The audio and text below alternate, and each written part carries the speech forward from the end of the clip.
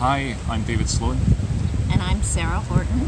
And we're here at CSUN 2019 to talk to you about the sessions that we led today, both with a research flavour. One, we talked about accessibility with people with disabilities through effective user research. So we were talking about the practicalities of doing user research with people with disabilities. And the other one is there's a research angle to that as well, but it's helping organisations develop their accessibility strategy, again through an effective strategy for finding out about their current state and how they can get to where they need to be. Yeah. So let me talk a little bit about the user research side of things. Sarah, I guess you'll be able to jump in with some of the practical stories. Yep. So what we really wanted to share was not so much some of the discoveries that we make are kind of confidential in terms of new commercial insights, but what we can share are the ways that you can do an effective user research project, and it's something that we love doing. It's something we really believe in as a really important part of a kind of progressive accessibility strategy. But we also understand that some organisations might not really know where to start, or might not be sure where to invest. Right. Some of the practical stuff is intimidating. Like, how do you recruit people with disabilities, and how do you reach out and get the involvement? So we just shared a lot of the different tips and tricks that we've acquired over the years. We brought in some knowledge from our past training, but also we've made mistakes and learned from them, and we want to share things that work, things that don't work so well. Like the time that the fire alarm went off for like 15 minutes at the beginning of the day. That was a challenge we didn't anticipate.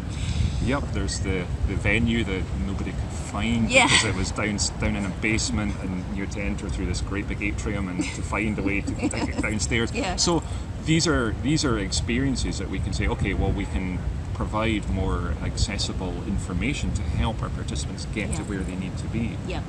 So that's the kind of thing that we want to share with others. Is sometimes you're stuck with a room. Sometimes you think, well, maybe we could go to where people are, and that brings itself some interesting challenges. If you're doing user research in people's houses, then you're not intimidating them by making them come to your place of work.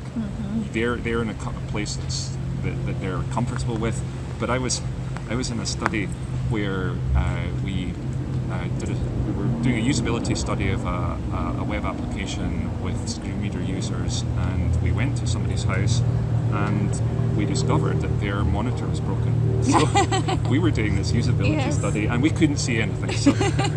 So checking to make sure that the equipment that your participants are using is working, and you're going to be able to gather useful information. That's something that we make the mistake, and we don't want others to do that. So that's the kind of information we're sharing. That's good stuff to share. And then the other session that we had is about organizational strategy.